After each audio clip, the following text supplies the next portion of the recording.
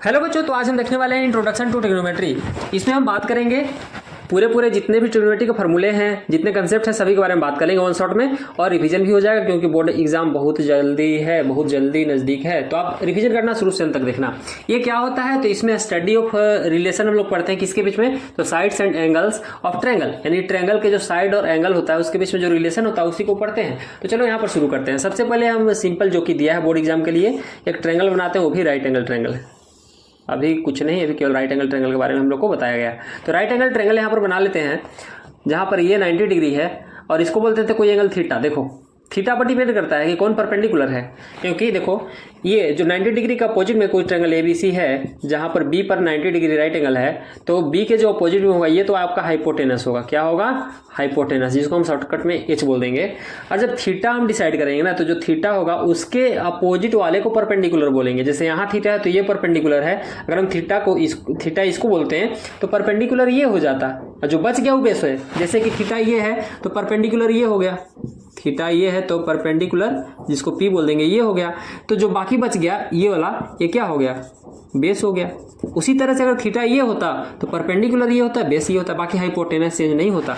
और एक और बात कि हाइपोटेनस अब शॉर्ट में ही लिखेंगे, जो हाइपोटेनस होता है वो P से परपेंडिकुलर से भी बड़ा होता है और हाइपोटेनस आपका B से भी बड़ा होता है, यानी कि हाइपोटेनस आपका दोनों से बड़ा होता है, परपेंडिकुलर और बेस दोनों से बड़ा होता है।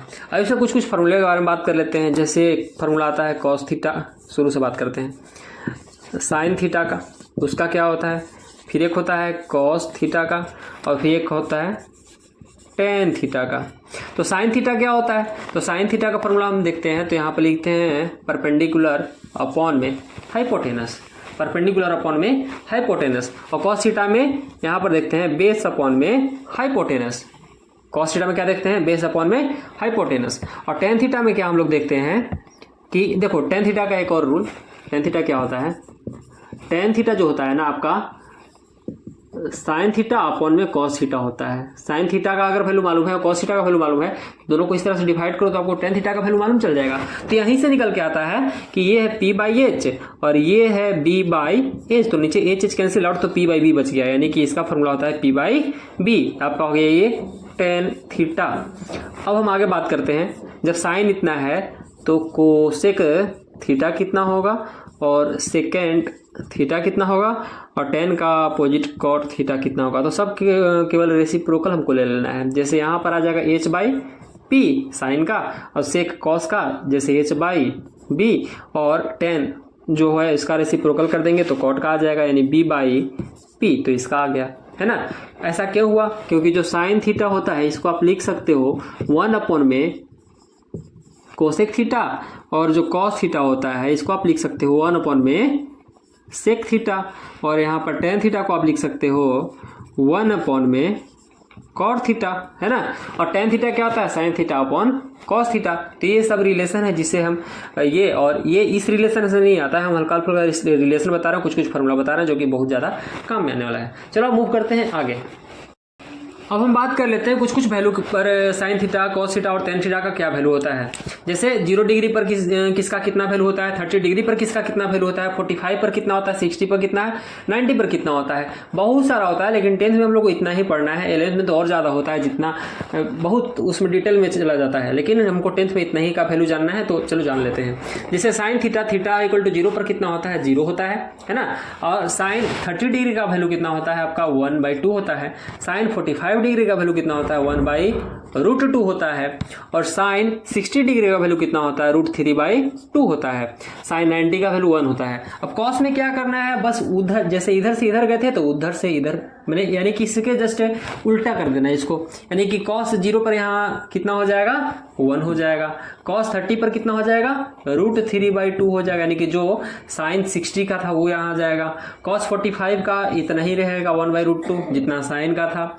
हाँ, कॉस 60 का साइन 30 वाला वैल्यू 1/2 आ जाएगा, और कॉस 90 का 0 हो जाएगा। हाँ, अब टेन के बारे में हम लोग बात किए थे कि साइन बाई कॉस होता है, तो 0/1 करेंगे तो यहाँ पर 0 ही रहेगा, यानी कि टेन 0 का 0। और यहाँ पर 1/2 अपॉन में √3/2 करेंगे तो यहाँ पर 1/√3 आएगा, यानी टेन 30 डिग्री का वैल्यू 1/√3 हो जाता है। tan 45 डिग्री का तो sine theta by cos theta तो 1/√2 बाई 1/√2 यानी कि वैल्यू आया यहाँ से 1। tan 60 डिग्री का वैल्यू आया आपका √3/1 यानी कि √3 और tan यहाँ पर 90 डिग्री का देखेंगे तो 1/0 यानी कि अनडिफाइंड हो जाता है। क्या हो जाता है?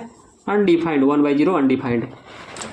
कोसेक जस्ट साइन का अपोजिट हो जाएगा यहाँ पर ये इसका, तो जीरो का अपोजिट हो जाएगा यानी कि 0/1 तो 1/0 करेंगे तो यहाँ भी अनडिफाइंड हो गया, है ना। 1/2 का 2 हो गया, 1/√2 का √2/1 यानी √2 हो गया, √3/2 का 2/√3 हो गया और यहाँ 1 का 1 हो गया, है ना। सेक होता है आपका कॉस का अपोजिट, तो 1 का यहाँ 1 ही रहेगा, 2/√3 यहाँ पर हो जाएगा, यहाँ √2 हो जाएगा। अब आप ऐसे लिख सकते हो 2 हो गया और 0 का अपोजिट यहाँ फिर से अनडिफाइंड हो गया, है ना।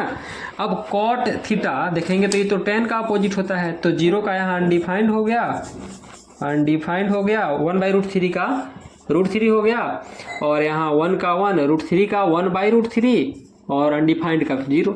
तो इस तरह से ये वैल्यू आप उतार सकते हो। मैं साइड हो जाता हूँ, आप इसे उतारो बढ़िया से और याद कर लो। अब मूव करते हैं आगे की ओर। अब हम यहाँ पर कुछ आइडेंटिटीज के बारे में बात कर रहे थे जो कि प्रूविंग करने में यहाँ पर बहुत ज़्यादा हेल्प करता है, ये इन्हीं का काम वहाँ पर आता है। तो फर्स्ट आइडेंटिटी है sine square theta plus cos square theta equal to 1 होता है। और ये भी ध्यान में रखना है कि थीटा का जो वैल्यू होगा ना वो 0 और 90 के बीच में, यहाँ पर फिलहाल टेनोला में अभी और क्या होता है क्या नहीं होता है उसका छोड़ो, लेकिन यहाँ पर थीटा का वैल्यू जो होता है 0 का इक्वल या उससे बड़ा और 90 के इक्वल या फिर उससे छोटा, ऐसा वैल्यू यहाँ पर लाई करता है थीटा का। और क्या होता है 1 + tan square theta equal to sec square theta होता है, 1 + cot square theta equal to cosec square theta होता है। इन्हीं तीन को घटा बढ़ा करके इधर उधर किया जाता है। जैसे अगर हम चाहें तो क्या sine square theta equal to यहाँ पर नहीं कर सकते हैं, कॉस स्क्वायर थीटा उधर गया तो 1 - cos स्क्वायर थीटा ऐसा करके। और चाहेंगे तो साइन थीटा यहाँ भी निकाल सकते हैं। कैसे? साइन स्क्वायर थीटा पर से स्क्वायर हटा तो यहाँ पर क्या आ जाएगा, स्क्वायर हटा तो ऐसे √1 - cos स्क्वायर थीटा हो गया कि नहीं। तो साइन थीटा यहाँ से भी निकल गया अगर आपको कॉस मालूम है तो। इस तरह से कर करके हम लोग और बहुत सारा बना सकते हैं, लेकिन मेन यहाँ पर 3 आइडेंटिटी था। और एक और है कि sine 90 minus theta equal to होता है कॉस थीटा, फिर होता है cos 90 - theta equal to sine theta, है ना। फिर होता है tan 90 - थीटा करके ऐसे कॉट थीटा। लेकिन शायद हमको लग रहा है कि ये सिलेबस में नहीं है। आप कमेंट करना कि ये सिलेबस में है या नहीं, उसके बाद हम इसको भी देख लेंगे। मुझे लग रहा है कि ये सिलेबस से यही इसी पार्ट को हटा दिया गया है, साइन 90 - थीटा कॉस थीटा करके इसको, ठीक है। तो इतना हो गया। अब हम लोग मिलते हैं किसी नेक्स्ट टॉपिक में। आप कमेंट करना कि आपको कौन सा चैप्टर चाहिए, साइंस फिजिक्स केमिस्ट्री में आपको कौन सा चाहिए, मैथ में कौन सा चाहिए, हम उस पर और वीडियो बनाएंगे और आगे मिलते हैं। Thank you.